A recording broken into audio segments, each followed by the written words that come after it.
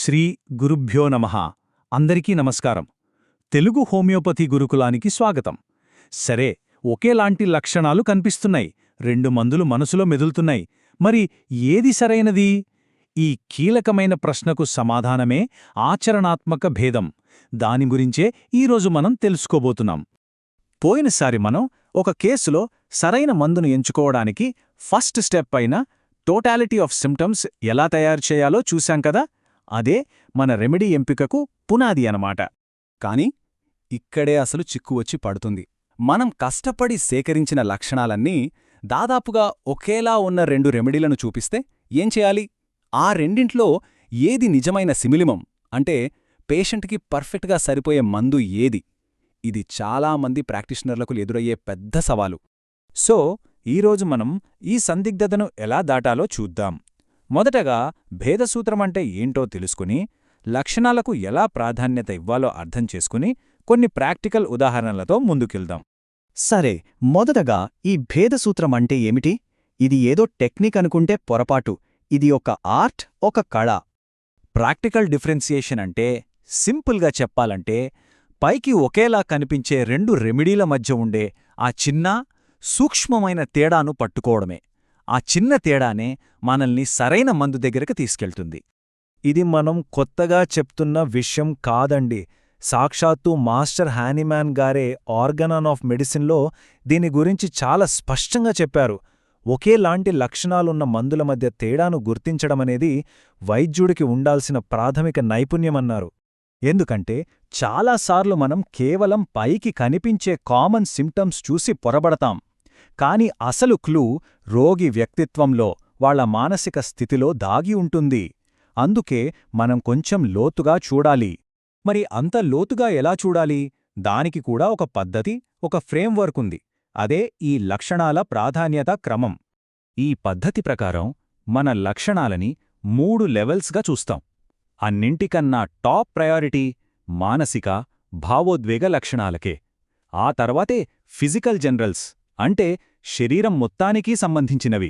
ఇక చివరగా ఏదో ఒక అవయవానికి సంబంధించిన ప్రత్యేక లక్షణాలు. ఎందుకంటే ఒక మనిషిని ఇంకో మనిషి నుండి వేరు చేసేదే వాళ్ల మైండే కదా. వాళ్ల భయాలు, ఆందోళనలు, కోపం, ప్రేమ ఇవన్నీ వాళ్ల వ్యక్తిత్వాన్ని అద్దంబడతాయి. మనకు కావాల్సిన అసలైన క్లూస్ ఇక్కడే దొరుకుతాయి. సరే, థియరీ బానే ఉంది. ఇప్పుడు దీన్ని ప్రాక్టికల్గా చూద్దాం. కొన్ని ముఖ్యమైన రెమెడీలను పోల్చి చూస్తే ఈ పద్ధతి ఎంత పవర్ఫుల్లో మనకే అర్థమవుతుంది.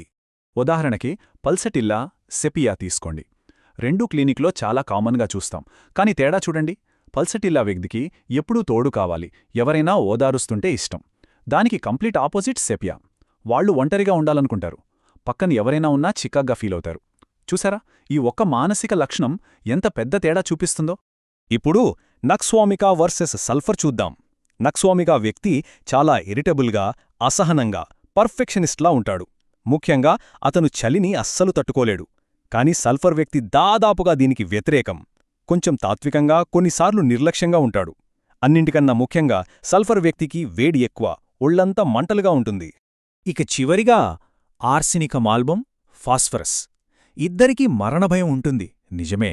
కాని ఇక్కడే మనం సూక్ష్మభేదాన్ని గమనించాలి. ఆర్సినికం భయం వెనుక తీవ్రమైన ఆందోళన, అశాంతి ఉంటాయి. కాని ఫాస్ఫరస్ భయం ఒంటరితనం నుంచి వస్తుంది. వాళ్లకి తోడుంటే ధైర్యం, ఒంటరిగా ఉంటే మాత్రం భయం.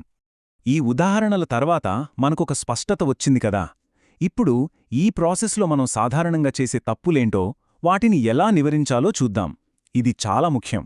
మనం తరచుగా చేసే పెద్ద తప్పు ఏంటంటే, కేవలం పైపైన కనిపించే కామన్ సిమ్టమ్స్నే పట్టుకోవడం. కాని అసలైన కీలకం రోగి మానసిక స్థితిలో, వాళ్ల ఇష్టాయిష్టాలలో, వాళ్ల బాధలు ఎప్పుడు ఎక్కువవుతాయి, ఎప్పుడు తగ్గుతాయనే మోడాలిటీస్లో ఉంటుంది. ఆ రహస్యాన్నే మనం ఛేదించాలి. ఒక్క విషయం గుర్తుంచుకోవాలి, మనం రోగానికి కాదు, రోగికి వైద్యం చేస్తున్నాం. అందువల్ల వాళ్లకున్న ప్రధాన సమస్య వెనుకున్న ఆ పూర్తి వ్యక్తిని, వాళ్ల మనస్తత్వాన్ని, శారీరక తత్వాన్ని అర్థం చేసుకోవాలి. అప్పుడు మాత్రమే మనం సరైన మందునే ఎంచుకోగలం. కాబట్టి ఫైనల్గా మనం నేర్చుకోవాల్సింది ఇదే. సూక్ష్మమైన తేడాలను గమనించండి.